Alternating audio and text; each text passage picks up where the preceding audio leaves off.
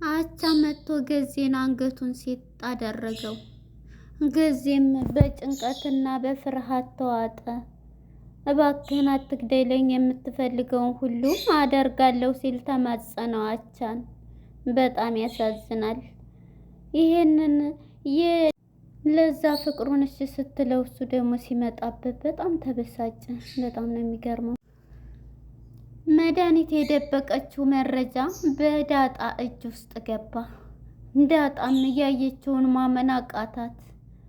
አባቷ ታስሮ ካለ ወንጀሉ የነበረው አቶ ደረጀ በቁጥጥር ስር ሲውል፣ እሷ ግን ክላሷን በመፈተሽ የደበቀችው ሚስጥር ከዶላቡ ስር አገኘች። ይህን ያየችው ዳጣ ማመን አቃታት። አባቴ ነፃ ነው፣ ካሁን በኋላ መታሰር የለበትም በማለት ተደሰተች። ደብቃ የሄደችው ወረቀት ከዶላቡ ስር ተገኝቷል። ሰው ገሏል ብላ አቶ ደረጀን የወነጀለችበት ወንጀል ነፃ ሊወጣበት ይችላል። ደሙን ከየት አምጥታ አፈሰሰችው? በጣም ይገርማል የመድኃኒት ስራ።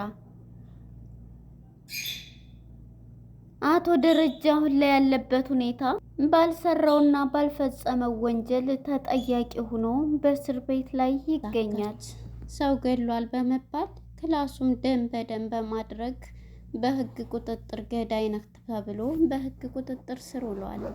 በዚህም የተነሳ ኤቢ የህግ ተማሪ ስለሆንሽ ኤቢ ከጎኔ አሁን ልትሆኚ ይገባል፣ አባትሽ ሰው አልገደለም ስትል፣ አባቴ አንተ አውቃለሁ ሰው አገለም እኔ ልሆንህ ብላ፣ አዎ ካሁን በኋላ ከኔ ጎን እንድትሆኚ ፈልጋለሁኝ። አሁን አንቺ ህጉንም ስለምታቂ አቃቢዋ ሲላት፣ ኤቢም የአባቷን ጥያቄ በመቀበል በለቅሶ ታጀበች። አባዬ እኔን ፈልጎ አቃቢ የህግ ተማሪ ስለሆንኩኝ አንቺ ተከራካሪልኝ ብሎ ጠየቀኝ በማለት እዛው አባቷ አልጋ ከጠረጴዛው ላይ ቁጭ ብላ ለቀሰች። አቻ የተባለው ግለሰብ መጥቶ ገዜን አንገቱን ሲጥ አደረገው። እህቴን አስረግዘህ መጥተህ ነው በማለት አንገቱን ሲጣረገው፣ እሱም ሊሞት ሰባተኛ ሰማይ ሊሄድ ሲል ተመለሰ። ሰላም ጤና ይስጥልን ውድና የተከበራችሁ የቻናሌ ቤተሰቦች እንኳን ወደ ቻናል በሰላም መጣችሁ። ዳጣ የተሰኘው ተከታታይ ድራማ ክፍል 146 ተለቀቀ። እንግዲህ ወደ ክፍል 145 ስንመለስ ኮማንደሩ እንግዲህ የህግ መርማሪ አካል ማለት ነው ወደዛ ግቢ መጥቶ ነበር። እሱም እንግዲህ ቀድማ የተናገረችው መድኃኒት ክላሷን ደም በደም በማድረግ ሰው ገሏል በማስባል ከዚህ ሀገር ማንም እንዳይሸኘኝ አሜሪካ ነገ ለመሄድ ትኬት ቆርጫለሁ ያለችው ሴትዮ እንግዲህ ክላሷን በጧት ሲነሱ ደም በደም አድርገዋለች።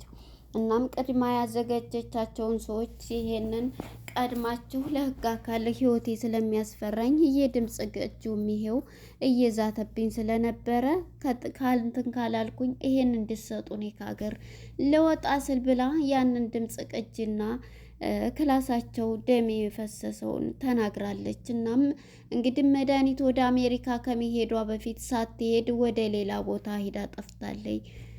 አቶ ደረጀና ወይዘሮ ማርቲ ኤሪፖርት በመሄድ እንደዚህ አይነት ሰው አልተሳፈረችም አልሄደችም በማለት ነበረ መልስ የሰጧቸው። በዚህ የተናደደችው እንግዲህ እህቴ ወደ ምን ገባ እያለች በጣም በንዴት ውስጥ የምትገኘው፣ አቶ ደረጀ ግን ተንኮሏን ስለሚያቅም ምን ትሆናለች በሌላ መንገድ ሂዳ ሊሆን ይችላል እያለ ሚስቱን ሊያረጋጋ ወይዘሮ ማርቲን ሊያረጋጋ እየሞከረ ይገኛል። እናም እንግዲህ በር ላይ ሆኖ ገዜ በር ሲቆረቆር ሂዶ ነበር። ገና ሁሉም የራሱ ጥያቄ ስላለበት ገዜም እንግዲህ አቻ የተባለው ግለሰብ መጥቶ አስደንግጦት አንተን ደግሞ ቆይ አገኛለሁ በማለት ሚስቴ እህቴን አስረግዘህ እዚህ ከተማ ለከተማ ትንቦላሻለህ፣ እኔ ግን በእህቴ ላይ እንደዚህ ያደረከው ሽማግሌዎቹ ሳያንስህ እንደዛ አድርገህ እራሳቸውን ሁሉ ፈርክሰህ ነው የመጣኸው፣ እንዴት ብንቀይ ነው በማለት እንግዲህ አቻ አንገቱን አንቆት ነበር። እናም ይሄን ሲያይ ገዜ ማለት ነው። ለሱ የመጣ ነው የመሰለው። አንተ ምንድን ነው የሚያድበተብት ወንጀል ሰርተሃል ወይ ቢለውም አረ በፍጹም ምንድን እያለ እኔ ምንም እንግዲህ አላደረኩኝ ይሄ ምን እያለ የራሱን ታሪክ ሲያወራ ምንድን ነው የምትለው የምትንቀጠቀጠው ሲል አወከኝ ሲለው አላወኩም ሲል ነበርና በመጨረሻ ሄድ ሰውየውን ጥራ ሲባል እንግዲህ ጊዜም እዛ ሄዶ መቀባጠር ነው በእንቅጥቅጥ። እንግዲህ የሰው ልጅ ዙሮ ዙሮ ከሞት ኑሮ ኑሮ ከምን እያለ ተረቱን ሊያወራ እንትን ይላል። ምንድን ነው የምቀባጥረው ጊዜ እያለች እንግዲህ ወይዘሮ ማርቲም እየጠየቀችው ነው። ማለት ችግርማ ተፈጥሯል ትልቅ ችግር እያለ ነበር።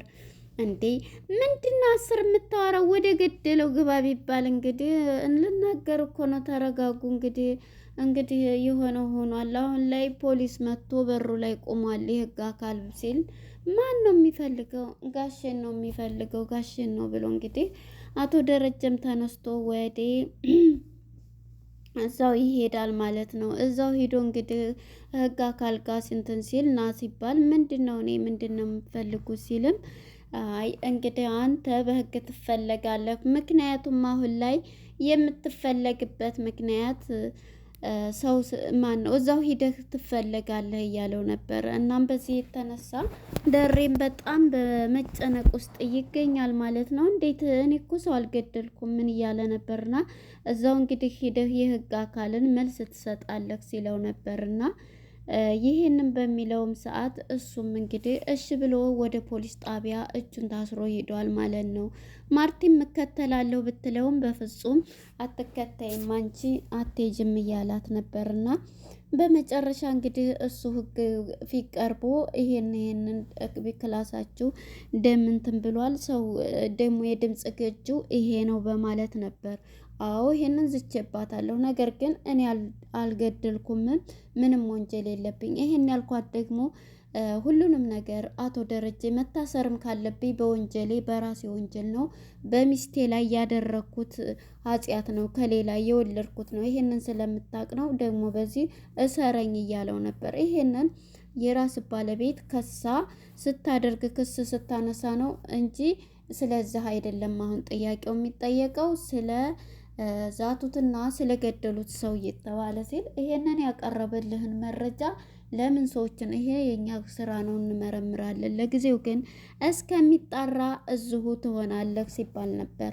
እናም ይሄንን ሲባል አቶ ደረጀም እሺ ብሎ ተቀብሏል። ልጆችም እንግዲህ በንዴትና በብስጭት ይገኛሉ።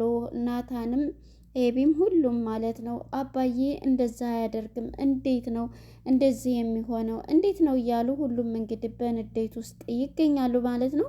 በመጨረሻ እንግዲህ ደሬም ይሄንን ቃል ለህግ መርማሪ አካል ሰጥቷል ማለት ነው። ይሄንንም የወለድኩት ከሌላ ነው፣ ይሄ ሚስጥር ስለያዘች ነው፣ ይሄ ነው፣ ሌላ ነገር የለም፣ አልገደልኩም፣ ይሄንን አጣራ ሲለው ነበር እና እሺ እስከዛ ማረፊያ ቤት ትቀመጣለህ ሲል እንግዲህ ባለቤቴ ትጠይቀኝ ብሎ ባለቤቱም እንግዲህ ማርቲም ገብታ ምንድን ነው እየሆነ ያለው ምንድን ነው ደሬ እያለች እንግዲህ በጥያቄ እያፋጠጠችው ነበር። ደሬም እንግዲህ ምንም አይደለም ማርቲ በቃ ይሄ ተመርምሮ እወጣለሁኝ አትጨነቂ፣ አንቺ ልጆችን እንትኑን አዘጋጅ አበረታች እያላት ነው ማለት ነው አቶ ደረጀ። እናም እንግዲህ ሁሉም መጥተው በዚህም የተነሳ እንግዲህ ኤቢና ናታንም እየመጡ ነበርና እንግዲህ የያዘው መኪናም ቶሎ ቶሎ አልሄድለት ብሏል። መኪና ቀይር እያለ የኤቢ ባልም መጥቶ ነበርና የኤቢ ባል እንግዲህ በጣም ስሙ እስከ ስሙ ራሱ የሚገርም ነው ማለት ነው። ጸዲቅ ነው ጸዲቅ የሚባለው እንግዲህ አሁን ላይ የሚያረገው ኤቢ ፍቅር እኔማ እንዴ ጋሼን ሂጅ አስፈታለሁ ሂጄ እንደዚህ አረጋለሁ እያለ አይ ለአንድ ቀን ነው በቃ ተው እያለችው ነበር። እሱን በጣም እየተጨነቀ እሱማ እስር ቤት እኔ ለሱ እተካለሁ እያለ ነበረ ሲል የነበረው ማለት ነው። እናም በዚህ የተነሳ እንግዲህ እሷ በቃ እኛ ሆስፒታል ደሙን ሊያስመረምሩ ይዘውት ሂደዋል ናታንና ኤቢ ማለት ነው። ሲያስመረምሩትም የሰው ደም እንደሆነ ተረጋግጧል ማለት ነው። እናም በዚህ የተነሳ እንግዲህ የሞተው ሰው ባይኖርም ደሞ እንግዲህ አፍሳበት ነው የሄደችው ማለት ነው። እንግዲህ እጇንም ቆርጣ ደግሞ በጣም ብዙ ደም ስለሆነ ከየት አምጥታ እንደደፋችበት በጣም ይገርማል። መድኃኒት ስራ ማለት ነው። እናም በዚህ የተነሳ እንግዲህ የተመረመረው ደም የሰው ደም እንደሆነ ታውቋል። ደግሞ ይሄንን የሰጡትን እናረጋግጣለን ይሄንን እንትን ያመጡትን ብሎ እንግዲህ መርማሪ አካል አቶ ደረጀ እየተናገረ ነበርና ሁሉም እንግዲህ ወይዘሮ ማርቲን መታ ስትጠይቀው ይሄንን ሆኖ ለጊዜው ነው የምንለቅቃለሁ ህግ ከንትን ካለ በኋላ ይላታል። እንግዲህ ወይዘሮ ማርቲን በጣም እየተናደደችም ትገኛለች። ተነስታ ትሄዳለች። እንግዲህ ወደ ኤቢ ጋር ስንመጣ ኤቢም ወደ አባቷ መታ አባዬ በቃ እንዴት አንተማ ይሄን አታደርግም በፍጹም እያለችው ኤቢ ፍጹም እኔ አባትሽ ገዳይ አይደለሁም ሰው አልገልም እያላት አምናለሁ አባቴ አንተ እንደማገደል እያለ አሁን ከኔ ጎን እንድትሆኝ እፈልጋለሁ። የህግ ተማሪ ስለሆንሽ ሁሉንም ነገር ስለምታውቂ አንቺ ጠበቃ የሆነሽ እንድትከራከሪ እፈልጋለሁ እያላት እኔ አባዬ እኔ ትለዋለች። እንዴ አዎ አንቺ ሲላትም እንግዲህ እሺ በማለት ኤቢም በለቅሶ የአባቷ እኔ ለአባቴ ጠበቃ ሆንኩኝ ብላ ስሜታዊ ትሆንና እዛው ታለቅሳለች ማለት ነው።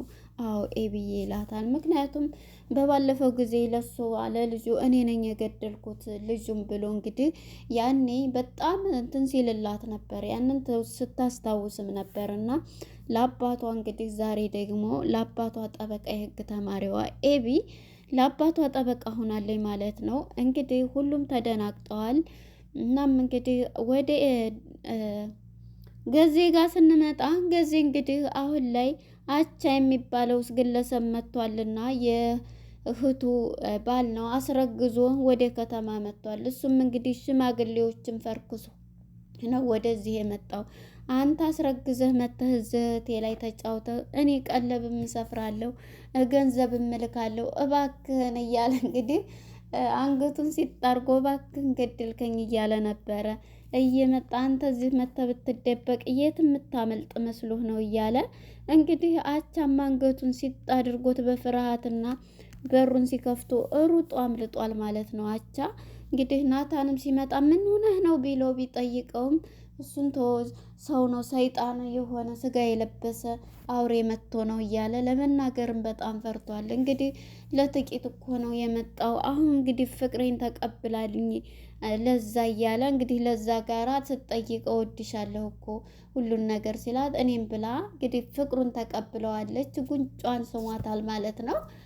እሱም እንግዲህ ይሄንን ባላት ጊዜ በጣም ተደስታለች። እሱም ተደስቷል። ነገር ግን አቻ ስለመጣ አሁን ላይ ምንድነው የተደበቀ ነገር አለ ሰው ገለህ ነው ወይ የመጣህ እያለችው በባለፈው ፓርት ላይ ስትጠይቀው ነበር። እንግዲህ ለዛ ማለት ነው። እሱም ምንድነው የምትይው እያለ አሁን ላይ እንግዲህ ፍቅሩን ስለተቀበለችው ደስ ብሎት ነበረ። እናም ግን ነገር ግን የተደበቀው ማንነት እዚህ የመጣው ሰው ፈርክሶ ሚስቱን አስረግዞ ነው እንግዲህ ሳያገባት ያችን አስረግዞ መጥቶ እዚህ እንግዲህ የመጣው ማለት ነው። እና አሁን ላይ ደግሞ እንግዲህ ማነች ለዛን አፍቅሯል ማለት ነው። ለዛም ደግሞ ፍቅሩን ተቀብለዋለች ለገዜ ማለት ነው። ነገር ግን ገዜ አሁን ላይ ያለበት ነገር ከባድ ነው። አሁን እንግዲህ ልጄን ታገባለህ እያለው ነው ያስረገዛት ወንድም ማለት ነው። መጥቶ እንግዲህ አቻ አንገቱን ሲለው ነበረ ማለት ነው።